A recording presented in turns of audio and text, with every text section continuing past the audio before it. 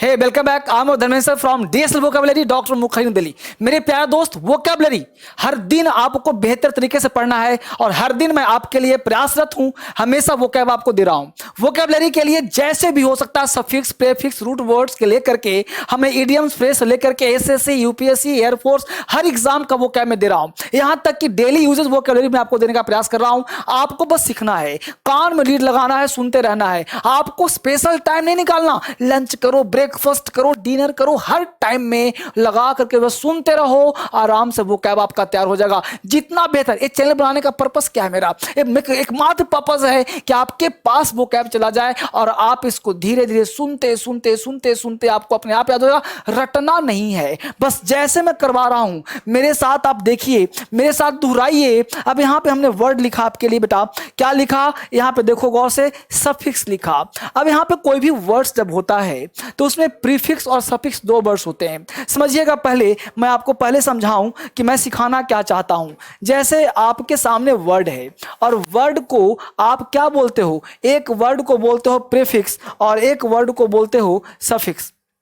समझिएगा बढ़िया से। हमने यहां पे लिखा प्रीफिक्स और यहां पे लिखा हमने सफिक्स, राइट। ये दो वर्ड होता है। प्रीफिक्स का मतलब होता है किसी वर्ड के पहले लगना, प्री का मतलब होता है पूर्व यानी किसी शब्द के पहले लगना, और सफिक्स का मतलब होता है बाद में यानी कि बाद में लगना। यानी कोई वर्ड के पहले कोई लग जाए, जुड़ जाए तो उसे हम लोग प्रीफिक्स कहेंगे। जैसे सर अब यहाँ पे एक वर्ड देखिए, मैं लिख रहा हूं बड़े प्यार से। यह वर्ड है आपके सामने काउंट। आप सबको दिख रहा होगा count. Count is a verb, ये वर्ब है। इसका मतलब होता है गिनना, काउंटिंग करना। अब इस काउंट में हमने un लगा दिया तो ये अन हो गया प्रीफिक्स, इसे हम प्रीफिक्स कहेंगे। अब बात समझ में आ गया। अन का मतलब होता है नहीं, यानी कि नहीं गिनना। काउंट का मतलब गिनना, अनकाउंट नहीं गिनना। तो ये आपका नेगेटिव हो गया। यानी कि प्रीफिक्स लगाने से 80% शब्द, नॉट 100%, 80% शब्द जो है ना वो एंटोनिम्स बन जाता है, उल्टा बन जाता है। यानी कि कोई भी शब्द में अगर आप प्रीफिक्स लगाते हो तो 80%, 80% जो वो शब्द होगा वो क्या बन जाएगा? वो प्रीफिक्स लगा के बन जाएगा एंटोनिम्स, उल्टा बन जाएगा। और यहीं पे लगा दूं मैं एबल। देखिए गौर से, एबल। तो एबल लगाने से यह वर्ड बन गया अनकाउंटेबल। तो काउंट का मतलब गिनना, काउंटेबल। अब ये वर्ड एबल लगने से एबल क्या हो गया? सफिक्स हो गया। एबल हो गया सफिक्स, तो ये हो गया वर्ड अपने आप में एडजेक्टिव। यानी आज के बाद दुनिया का कोई शब्द जिसके अंत में एबल लगा हो, ABLE, एबल लगा हो, वह शब्द एडजेक्टिव होगा। Countable, drinkable, eatable. समझ पा रहा आपको? तो इस तरह से आप करो तो अनकाउंटेबल नहीं गिननी हो। यही मैं आपको सिखाने का प्रयास कर रहा हूं, इसी पे कुछ काम हो रहा है। अब देखो एबल वर्ड है, एबल का मतलब हो गया के योग। अब देखो काउंट वर्ब है, इस काउंट में लगा दिया एबल, वर्ड बन गया काउंटेबल। काउंटेबल का मतलब हो गया जो गिना जा सके, जिसको हम गिन सकते हैं, दैट कैन बी काउंटेड। अगर लगा दूं अनकाउंटेबल तो a word that can't be counted, a things that can't be counted, जिसकी गिनती संभव ना हो सके। अनकाउंटेबल है, जिसकी गिनती हो सके वो काउंटेबल है। रटना पड़ेगा क्या? नहीं, रटना सख्त मना है। बोर्ड पे देखिए एबल, एबल का मतलब योग्य। जहां लगा दो ब्रेक, ब्रेक का मतलब तोड़ना, एबल लगा दिया जो टूट सकता है। ब्रेकेबल है, ये पेन जो है ना ब्रेकेबल है। Don't break my heart is breakable, मेरा हार्ट टूट जाएगा। कॉम्परेबल, तुलना करने के योग्य, कॉम्परेबल है ना जी। कॉम्परेबल, DSL जो है ना वो कॉम्परेबल नहीं है, तुलनीय नहीं है, जिसकी तुलना ना की जा सके। या नहीं बोलते हो यार ये तो बिल्कुल ही अनकॉम्परेबल है, ये तुलनीय है ही नहीं। टॉलरेबल, सहन करने योग्य, जिसको सह सकते हो। भाई ये टॉलरेबल नहीं है, इसको बर्दाश्त नहीं करूंगा मैं। टॉलरेबल, टॉलरेट बर्दाश्त करना, टॉलरेबल बर्दाश्त करने लायक। रीड मतलब पढ़ना, रीडेबल पढ़ने योग्य। अब समझ में आ रहा है? ड्रिंक पीना, ड्रिंकेबल पीने योग्य। समझ पा रहे हो सब लोग? ये बहुत ही मजेदार वर्ड है मेरे दोस्त, इसको आप जरूर पढ़िए, ध्यान से देखिए। मैं तो कहता हूं इसको क्रांति फैला दो, हर बच्चे को दो। अब अगला देखो क्या कहता है, एन। एन का मतलब होता है रहने वाला।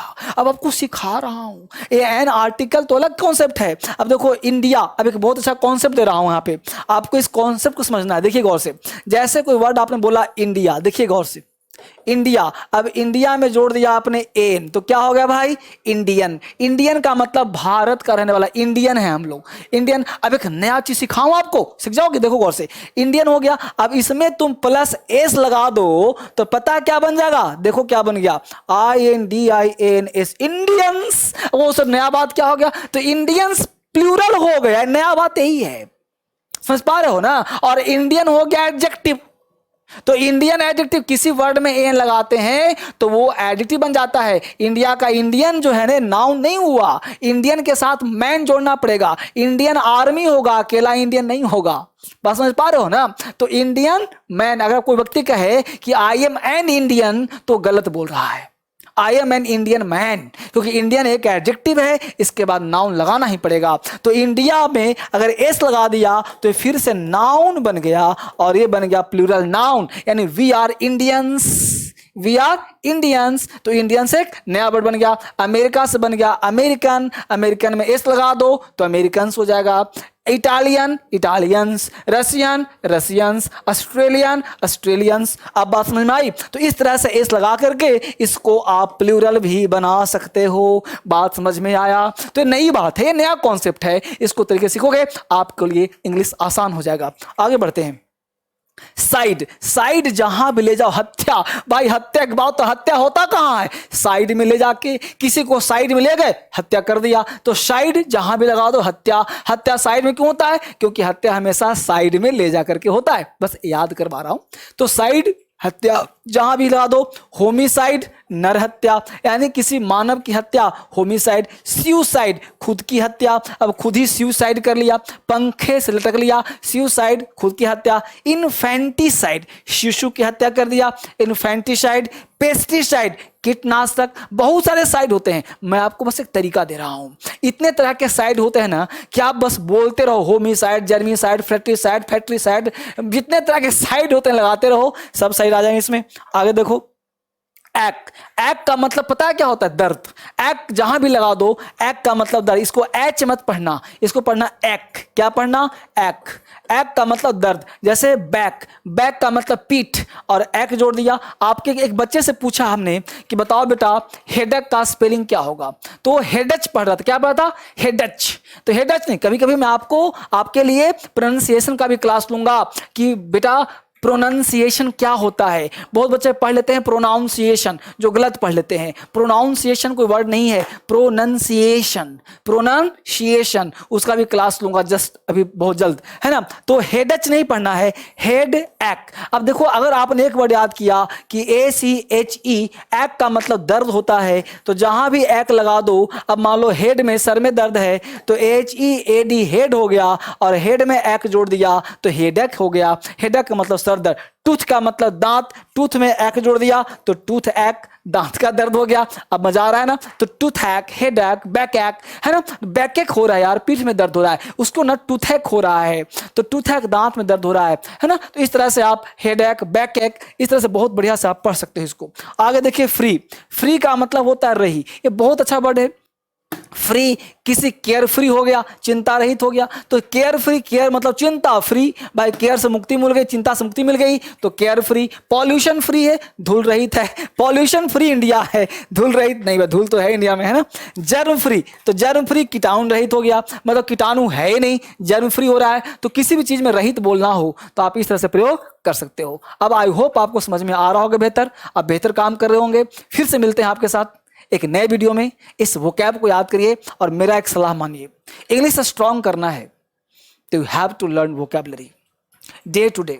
Don't try to memorise, you have to read slowly slowly and you will get, you are able to speak after some time. If you want to speak English fluently, you must have to keep everything, यानी vocabulary आपको रखना ही पड़ेगा। बिना vocab के आपका spoken, बिना vocabulary के आपका राइटिंग, बिना वोकैबुलरी ग्रामर कुछ भी स्ट्रांग नहीं होना। इसलिए vocabulary is must, keep in mind. Okay, take care, bye bye. फिर से मिलते हैं आपके साथ एक नए वीडियो में। Thank you very much.